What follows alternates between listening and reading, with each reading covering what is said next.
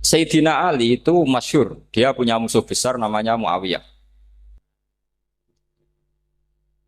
Karena permusuhan ini tidak bisa dihindari. Jadi kalau dalam fikih Islam ini anak-anak saya ajari fikih. Kalau orang mukmin membunuh orang mukmin itu hukumnya dosa besar apa kecil? Besar. Itu di bab kisos. Tapi orang fikih itu unik. Di fikih itu ada kitab sial namanya. Di takrib ada kitab sial. Dan di situ ada penjelasan mangkutila dunamali fahuwa syahid. Orang yang dibunuh karena membela hartanya atau keluarganya, itu dia mati syahid. Kalau dia posisi membunuh, maka malingnya atau penjahatnya muhaddarun damu. Nggak punya hak nuntut kisos karena dia anggap nggak ada artinya darah. Nah sekarang begini, suatu saat ada garong ke rumah Anda, ingin membunuh Anda karena ingin mengambil harta Anda. Anda ingin ingat status mukminnya atau status garongnya. Terus kamu mau dibunuh diam aja. Saya tidak mau membunuh orang mukmin atau membunuh orang muslim. Nah, kesulitan yang dialami Sayyidina Ali seperti itu. Orang-orang Khawarij cara berpikir Ali ku geblek. Wong mukmin kok pengen mateni wong mukmin. Muawiyah ya geblek pisan. Wong mukmin kok pengen mateni orang.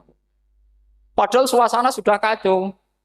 Ketika seorang penjahat mau membunuh yang punya rumah dan yang punya rumah ingin membunuh penjahat, itu namanya mukmin bentrok sama orang mukmin. Apa orang benar sohibul hak ingin mempertahankan haknya? Tidak sampai saya tanya. Itu sohibul hak, yaitu yang punya rumah ingin mempertahankan haknya. Meskipun dalam duel ini kadang terjadi pembunuhan. Nah di sini ini ya ulama ahli sunnah menyebut masalah istihadiyah. Kelompoknya Sayyidina Ali mempertahankan nyawanya meskipun dengan cara membunuh pasukan Muawiyah. Pasukan Muawiyah juga mempertahankan nyawanya meskipun harus membunuh pasukan Ali. Zaman itu susahnya istihad seperti itu. Tapi orang Khawarij cara berpikir enggak, ini biang keladi masalah itu Ali sama Muawiyah. Mereka malah rapat, ya sudah dua-duanya bunuh saja. Ya masyhur tuh, akhirnya Sayyidina Ali dibunuh oleh orang Khawarij. Makanya ini penting ya, pentingnya ngaji seperti ini. Jadi kamu harus dilatih berpikir nubuah. Ya, dilatih berpikir apa? Nubuah disebut al ulama warasatul.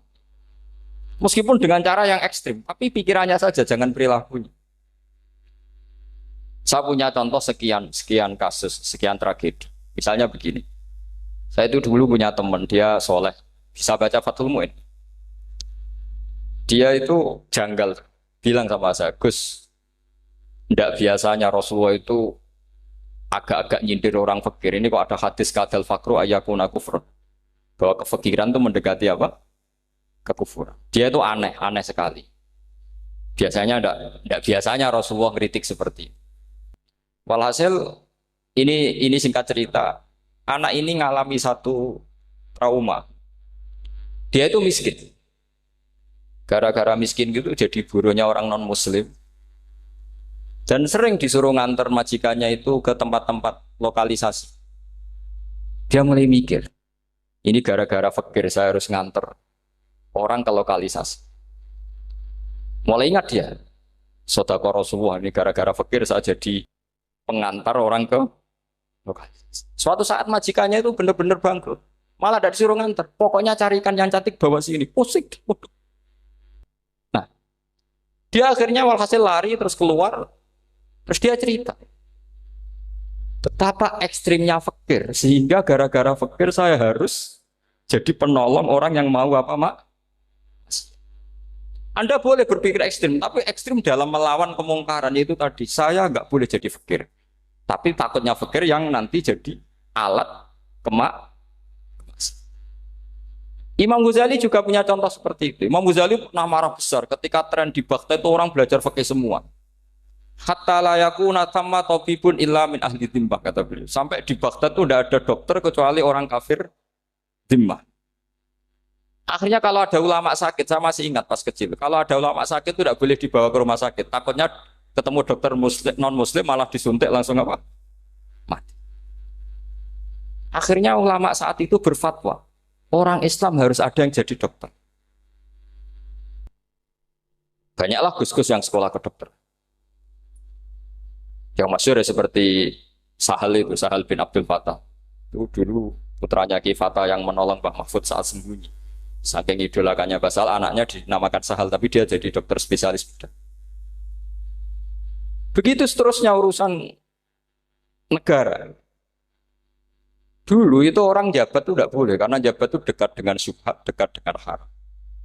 Tapi gara-gara pejabatnya non-muslim, kalau bikin aturan ya ala non-muslim. Ulama akhirnya sadar, andikan kita yang jabat pasti tidak seperti itu. Bisa bikin perda ini, bisa bikin pelaturan begini yang menguntungkan Islam. Nah, jadilah banyak pejabat yang sekarang muslim. Tempat-tempat maksiat diobrak-abrik sama Satpol PP macam-macam. Kita untung. Tapi kalau orang-orang Khawarij pikirannya pokoknya pejabat itu dekat dengan haram, dekat-dekat syubhat. Padahal dengan kita jabat bisa bikin perda atau apa yang menguntungkan Islam. Kemudian menjadi masalah baru secara fikih. Ini adik-adik dengerin biar kulino senam fikih.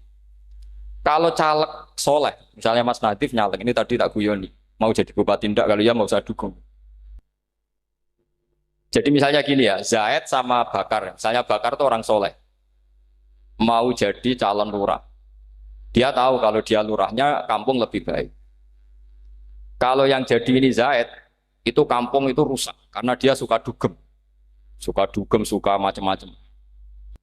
Kemudian Zaid ini pasti jadi karena beli suara. Misalnya per kepala itu dibeli 50.000. Bakar ini kalau nggak beli suara, kalah. Padahal dengan kalahnya Bakar artinya kemenangan, kemungkaran. Itu zaman era Fathul Mu'in, muridnya Ibnu Hajar Al-Hitami. Ibnu Hajar muridnya Abu Zakaria Al-Ansori itu fatwa. Yang soleh ini wajib beli suara, bukan boleh, wajib beli suara. Tapi ini namanya tidak nyuap, perlu dicatat, ini namanya tidak nyuap. Jadi tidak bisa kamu kaitkan misalnya ar-rosi wal murtasi benar. Yang nyuap maupun yang menerima suap adalah sama-sama di neraka. Tidak bisa seperti itu. Karena logikanya dibalik. Sekarang Bakar ini beli suara itu untuk membeli kebenaran. Untuk mengawal kebenaran. Zaid beli suara untuk menopang kebatilan. Berarti namanya Bakar ini penyuap atau pembeli kebenaran? Pembeli kebenaran. Harus dibedakan. Nah, ini pentingnya ulama. Memang nyatanya seperti itu. Yang dikatakan nyuap, riswah itu adalah membayar uang li'ibtolil haqqi untuk membatalkan kebenaran atau membenarkan kebatilan. Itu namanya nyuap.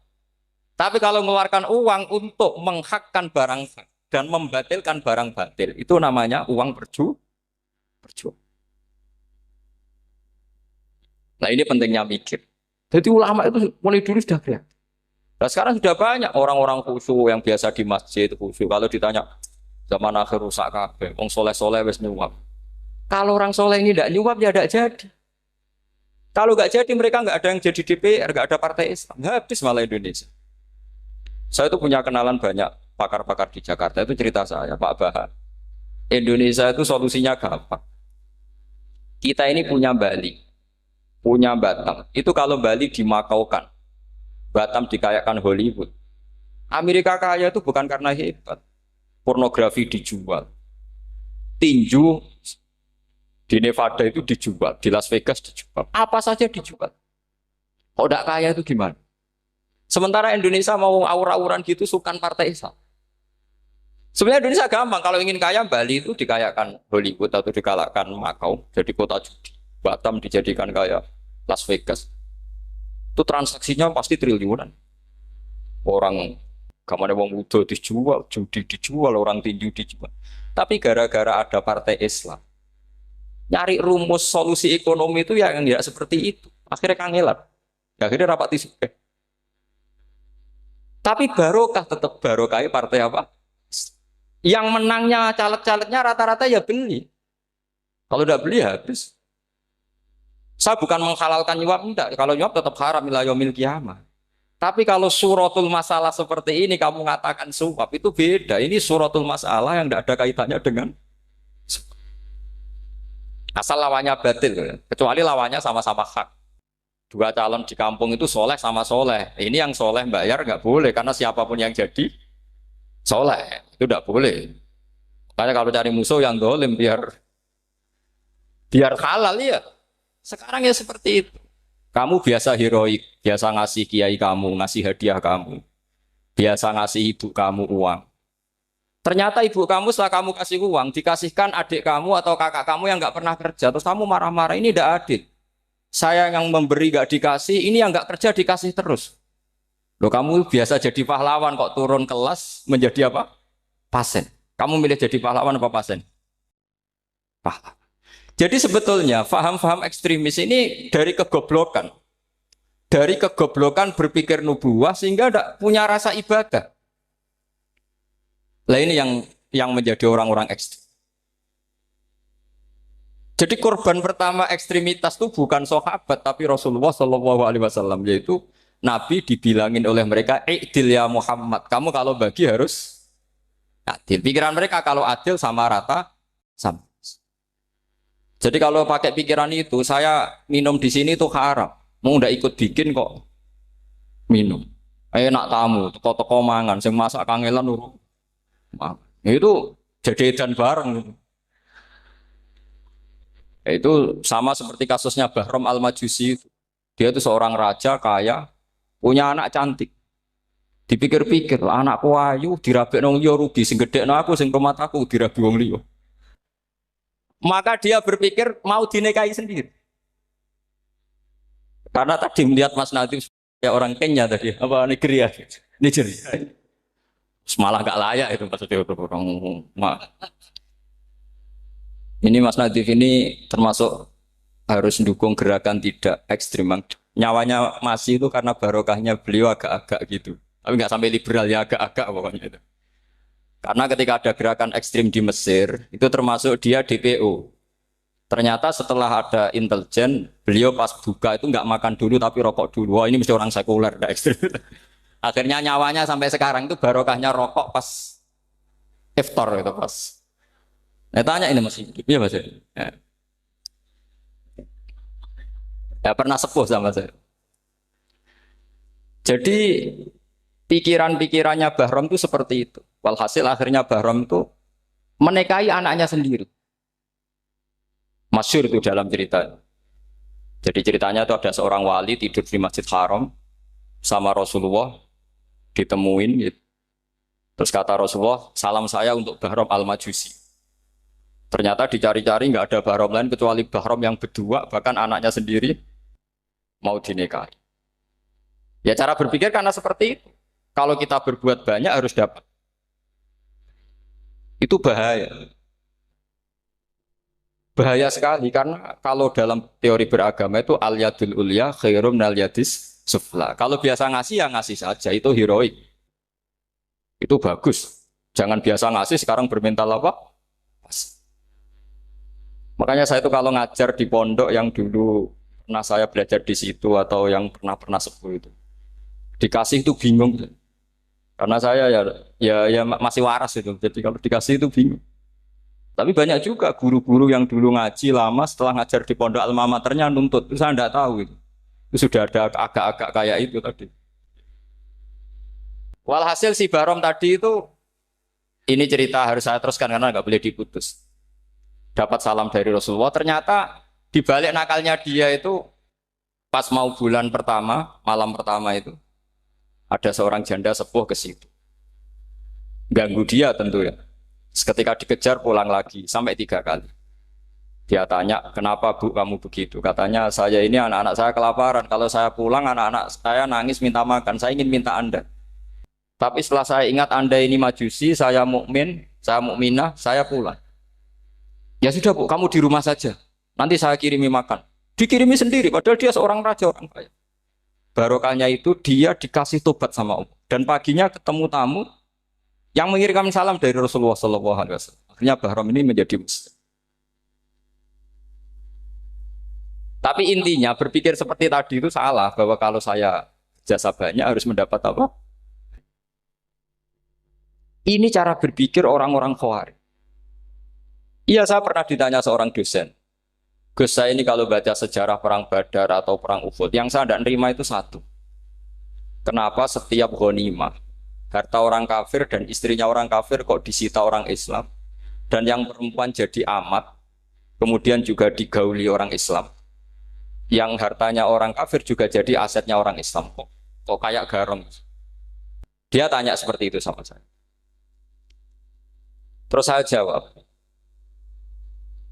kalau sampean ada garong dan kemudian bawa senpi, senjata api, kemudian garong Anda, penjahat Anda lumpuhkan, ya senpi itu harus Anda kembalikan. Monggo penjahat ini kagungan jenengan beto wangsul. Karena ada milik Anda, harus dikembalikan. Wah, tidak bisa Pak, kalau saya kembalikan pasti dipakai jahat lagi, dipakai kriminal lagi. Ya sama, kalau asetnya orang kafir dikembalikan ke orang kafir akan menjadi aset kekafiran lagi untuk menghancurkan kita. Nah, perempuan juga sama. Perempuan itu alat produksi. Jika perempuan tadi dikembalikan ke orang kafir, maka kamu menolong populasi orang. Ya seperti itu. Paham? Makanya disita dalam perang loh ya, tapi dalam perang yang legal. Nah itulah kenapa amat halal. Makanya di Quran itu illa ala azwajihim aw ma malakat ayman.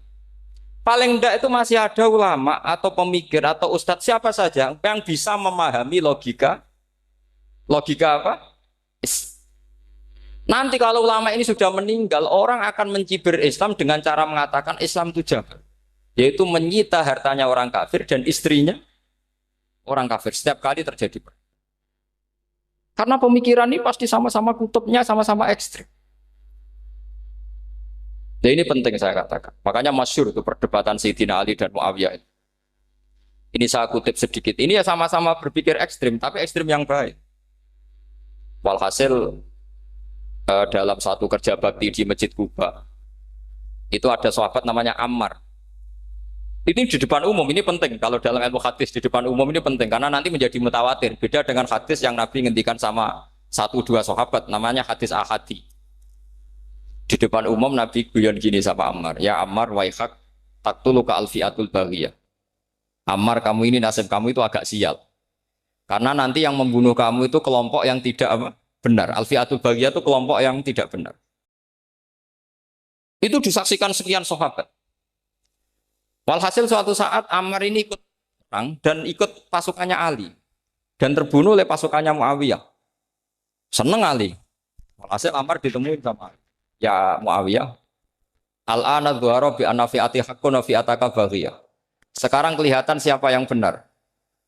Saya yang benar, kamu yang salah. Kenapa? Karena Ammar kelompokku dan terbunuh oleh kelompok kamu. Padahal kata Rasulullah yang membunuh Ammar adalah kelompok yang salah. Muawiyah pintar sekali, dia jawabnya gini, laula kama kutila Ammar. Ammar terbunuh karena bela-belain kamu. Kalau kamu tidak nyuruh dia perang juga nggak terbunuh kan. Jadi kamu ikut andil terbunuhnya siapa? Ammar. Tapi apa kata Sayyidina Ali?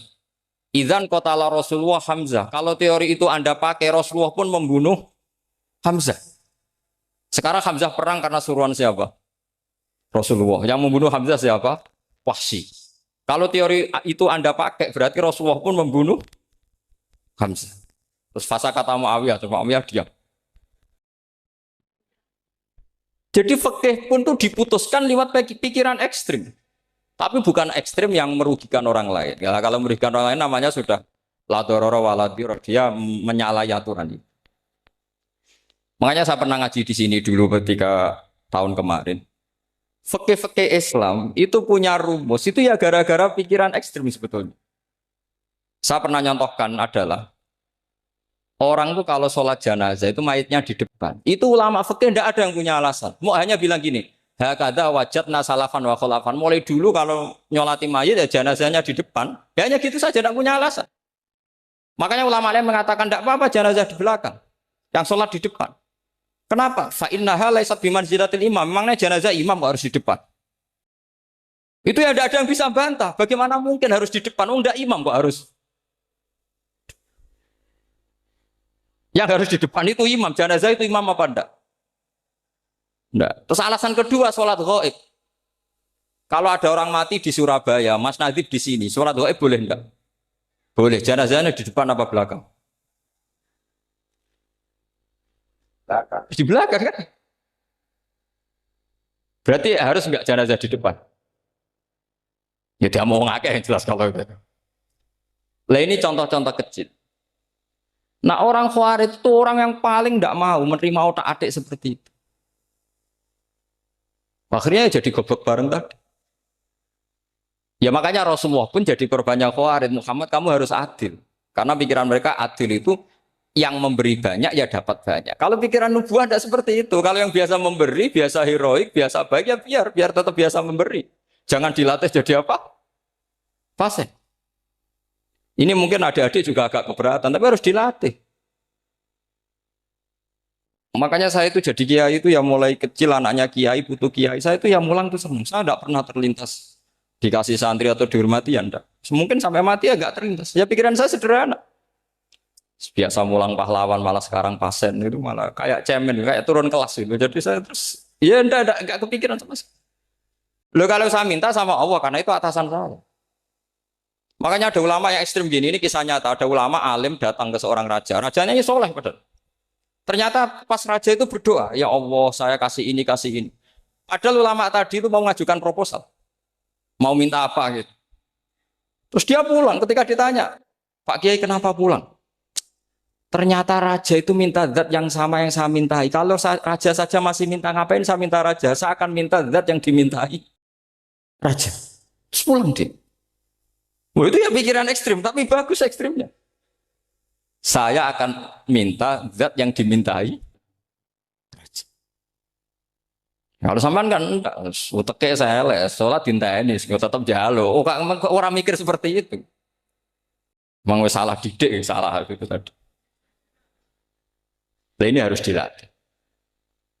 Masyhur itu ketika Nabi pas Fathu Makkah itu, orang-orang Ansor ngomentari Nabi gini, ketika Nabi sangat happy di Mekah, sangat enjoy di Mekah, kata orang-orang Ansor, Amar rojul adroka durok fatun fi ahli wa ulfatun fi asyiroti. Namanya orang pasti happy kalau di kampung halaman. Jangan-jangan Rasulullah itu nanti hidup di Mekah lagi, karena Mekah sudah dikuasai orang Islam. Beliau pasti kangen sama keluarga, sama Mekah. Tapi ya sama, ketika Rasulullah mulai ngasih itu, orang-orang Quraisy dikasih banyak, orang Ansor juga pikirannya seperti itu. Baru orang Ansor dilatih pikiran nubuwah, yaitu tadi. Mereka itu dapat kambing, dapat sapi, terus pulang. Kamu mendapat saya, milih mana? Milih Rasulullah Shallallahu Alaihi Wasallam. Sekarang kamu saya balik. Kamu punya kiai, kamu bisa memberi hadiah, memberi beliau. Suatu saat kiai Anda ini kaya raya, terus sering ngasih orang-orang yang nggak pernah berjasa. Kamu nggak pernah dikasih. Itu kalau pakai pikiran Khawarij, kiai ini salah karena ngasih orang yang tidak apa? Berjasa. Tapi kalau kamu pakai pikiran nubuah, enggak. Alhamdulillah saya tetap istiqomah memberi kiai itu. Dan alhamdulillah enggak dibales. Semoga balasannya di akhir. Ya sudah seperti itu. Kalau pakai pikiran gengsi tadi seperti itu. Masa biasa memberi sekarang posisi diberi. Saya rak turun apa? Kelas. Jadi sebetulnya pikiran ekstrim itu boleh. Tapi untuk yang seperti ini bukan ekstrim yang tadi. Makanya ini disebut al-hujjat.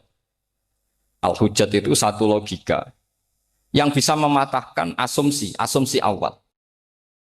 Ini saya harap santri-santri matolek, putra maupun putri berpikir seperti ini. Sehingga sama. Jadi misalnya sekarang dibalik. Kalau ada orang NTT yang masih non-muslim, itu orang kafir yang harus dibunuh atau orang kafir yang harus didakwai. Mesti pikirannya itu, kalau Nabi itu ya semua yang didakwai Nabi dulu orang kafir. Nah, ketika Nabi di Mekah itu pertama ketemu orang kafir itu dibunuh atau didakwai? Didakwai. Ya berarti pilihan sekarang ya didakwai bukan dibunuh. Nah soal perang itu perang itu beda dengan membunuh. Ada janjinya, ada macam-macamnya, terus nggak ada solusi itu baru ada apa? Jadi kalau sudah dibalik-balik gitu, makanya kata ulama-ulama, Khawarij itu pasti salah. Pasti salahnya adalah kalau orang tidak benar ya dibenarkan bukan dibunuh. Kalau setiap orang kafir dibunuh, Nabi kapan jadi nabinya? Karena orang kafir habis. Jadi metode bil hikmati ada, metode hasanah ada karena orang kafirnya sudah apa? Mati. Pertanyaan kedua, kalau Nabi harus ekstrim ngapain yang ngawal Jibril? Halnya Israel lebih efektif. Jadi jadi kalau sama-sama ingin ekstrim, Nabi itu nggak usah dikawal Jibril kan, enggak efektif kan? Harusnya yang ngawal itu siapa? Israel. Kan nggak repot. Nah, jadi saya mohon ini saya cerita. Jadi korban pikiran ekstrim itu bukan siapa-siapa. Pertama itu Rasulullah. Akhirnya Rasulullah menjelaskan, ya beginilah cara berpikir. Jadi saya kira demikian. Nanti mungkin kalau ada tanya-tanya, ada pertanyaan. Yang jelas kalau seputar ekstremitas itu bisa latihan. Ya sebenarnya bisa latihan di fikih. Karena fikih ini cerminan dari pikiran ulama. Ya, cerminan dari pikiran apa ulama yang tidak tekstual. Ya, seperti gini ya. Tasaddaqa Rasulullah so'an min tamrin au so'an min akidin. Ketika zakat fitrah itu Rasulullah mengeluarkan satu sok tamar. Tamar itu kurma. Kalau menurut tekstual berarti zakat fitrah harus pakai kurma. Tapi semua ulama sedunia mengatakan putih ahli balad. Hanya dalam konteks Indonesia ya pakai apa? Beras. Berarti kata tamar diganti kut. Diganti apa? Kut. Jadi orang itu jangan diajak goblok bareng. Masa Nabi ngendikan tamar harus apa? Makanya saya pernah debat. Pak Nabi itu cingkrang. Kenapa orang-orang itu rata-rata tidak cingkrang? Saya bilang, Nabi itu hidupnya di Mekah. Kenapa Anda hidup di Indonesia? Iya, Nabi itu hidupnya di Mekah. Terus saya tanya lagi, Nabi itu hafal Quran, kamu udah hafal? Saya hafal Quran. Kalau cingkrang gampang, karek ngetok kata saya. Ya, kalau ada sunnah Rasul, Nabi hafal Quran, enggak? Hafal kan? Berarti kalau ikut sunnah Rasul, hafal Quran. Jangan cingkrak tok, ya hafal apa? Ya sama poligami juga gitu yang tadi diceritakan Mas Natif itu. Nabi itu poligami setelah Khadijah meninggal. Apa mereka mau nunggu istri pertama meninggal? Kalau ingin persis loh. Kalau ingin persis nunggu istri pertama meninggal. Ah iya. Enggak mau juga kan. Ya biasa saja lah. Pokoknya yang dihalalkan syariat ya kita bilang halal, yang diharamkan kita bilang apa? Enggak usah sok suci isi sunnah Rasul. Saya punya banyak cerita. Abu Bakar itu dulu sering menghindari sunnah Rasul. Dulu Rasulullah itu kalau ada orang minta ya dikasih. Ketika era Abu Bakar bikin Baitul Mal. Ketika ditanya ini zaman Rasulullah tidak ada. Kata Abu Bakar, huwa Rasulullah. Beliau itu Rasulullah. Mbak gak di-manage ya negara tertib. Umar bikin pasukan. Pasukan itu diangkat negara. Kalau dulu zaman Nabi yang ikut perang bahaya, yang tidak perang namanya munafik. Era Umar tidak, militer itu ditunjuk. Ya digaji pakai Diwanul Murtazikoh. Ketika ditanya, kenapa ada kayak Rasulullah? Huwa Rasulullah, mbak tidak tertib pun tetap negara stabil. Karena ada karisma. Jadi kadang-kadang dalam banyak hal itu kita malah tidak boleh persis Rasulullah karena kadang banyak khususnya. Yaitu contoh yang paling masyhur di fikih ya kayak Nabi itu nikah 9 itu khususnya. Dalam strategi juga sama. Dalam strategi memanage negara juga sama. Banyak sahabat yang punya ide yang zaman Nabi itu tidak ada. Ketika ditanya, kenapa tidak persis Nabi? Katanya, huwa Rasulullah. Ya Rasulullah itu meskipun seperti itu, meskipun tidak tertib secara rasional, tetap dikawal wahyu. Makanya negara baik-baik saja. Kalau saya ini hanya Abu Bakar, kalau tidak ya repot. Umar ya sama, bikin Diwanul Murtazikoh. Utsman juga sama, di-manage negara. Sayyidina Ali juga di-manage. Kalau Nabi tidak. Tapi tidak apa-apa, karena ada karisma. Sama tak cerita nih, masalah zakat yang masyhur. Orang paling bakhil sekalipun, paling kikir sekalipun, itu zaman Rasulullah bayar zakat. Karena pikirannya setelah zakat dikasihkan, Rasulullah mendoakan. Khudh min amwalihim shadaqatan tutahhiruhum wa tuzakkihim biha wa sholli alaihim. Inna sholataka sakanun lahum. Era Abu Bakar enggak. Sorry ya Abu Bakrin, dulu kita zakat sama Rasulullah karena didoakan beliau. Kamu hanya Abu Bakar, saya tidak mau zakat. Ya sama lah seperti orang dipimpin ulama-ulama karismatik. Orang dipimpin Badullah itu tidak usah metai, santri sudah nurut. Dipimpin Usman Nazif, gak bikin pelaturan, habis pondok. Kalau tidak ngancam, gak gini, ditakzir, gak gini, habis. Zaman Badullah dehem tok santri wedi. Mas Nazif dehem tok. Nah, Makanya Rasulullah itu tidak banyak bikin pelaturan. Rasulullah itu kalau mau perang itu hanya bilang sahabat, saya besok ditantang Abu Sufyan di sini. Saya mau perang. Oh itu sahabat ikut semua. Orang melihat wajahnya, melihat karismanya sudah tertarik ingin menyelamatkan beliau. Kita tidak akan ridho Rasulullah keluar sendiri. Kalau Abu Bakar ya enggak. Pertama Abu Bakar pidato sudah sopan. Saya memimpin kamu. Ini ketulitu walas tubuh khairikum. Saya ini memimpin kamu, tapi bukan berarti saya yang terbaik. Jika saya benar maka dukunglah. Kalau salah ingatkan. Itu pertama orang-orang bilang apa? Fawwah la'uqiman nakabissef. Nanti kalau Anda salah tak ingatkan pakai pedang. Ya karena hanya Abu Bakar bukan Rasul. Jika diaturlah ini ada militer, ada pengawal, ada Baitul Mal. Era Umar lebih modern lagi ada Diwanul Murtazikoh, ada macam-macam. Ya Rasulullah nggak ada. Nah sekarang orang sidik-sidik muni sunnah Rasul. Padahal ada sunnah Rasul yang khasnya Rasulullah sebagai nubuwah. Ya khasnya Rasulullah sebagai apa? Coba Nabi itu istrinya 9. Semuanya cerita tentang tahajudnya Nabi, witirnya Nabi. Apa kira-kira Mas Nadif kalau punya istri 4 ceritanya tentang tahajudnya Mas Nadif? Kan enggak. Nah, jadi saya mohon, nah, sebetulnya pikiran-pikiran ekstrim itu karena enggak mau belajar. Enggak mau belajar. Kalau mau belajar itu kata Imam Ghazali itu dalam kitab Imla, Al-Imla fi Iskalatil Ikhya itu. Fal ma'ani awsa'u minal ibarat. Yang namanya ma'ani itu awsa'u apa? Minal ibarat. Jadi yang fal ma'ani awsa'u minal ibarat. Jadi yang namanya makna itu lebih luas minal apa? Ibarat. Nah, ini contoh yang paling nyata ya Sayyidina Ali. Ketika Sayyidina Ali perang sama Muawiyah, itu Sayyidina Ali bilang, sebaiknya Muawiyah kirim delegasi, mediator. Saya juga kirim media. Terus orang-orang Khawarij karena tadi tekstual. Mahada ya Ali. Ini apa ya Ali? Lam yujad fi kitabillah. Aturan mediator itu tidak ada di Quran. Bahwa kalau kita perang harus ada mediator itu tidak ada.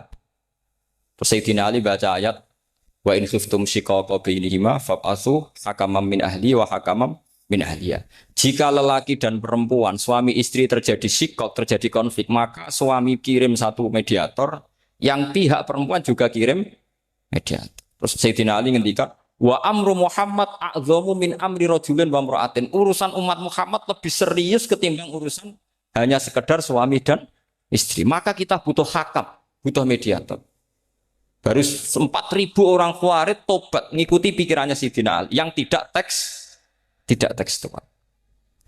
Sama seperti zaman Rasulullah. Ketika Rasulullah mau perang Badar, saya ini mau perang Badar kata Rasulullah. Musuh saya itu 1.000 lebih. Kalian hanya 313. Apa kita teruskan? Itu sahabat langsung bilang gini, saya itu hafal teksnya.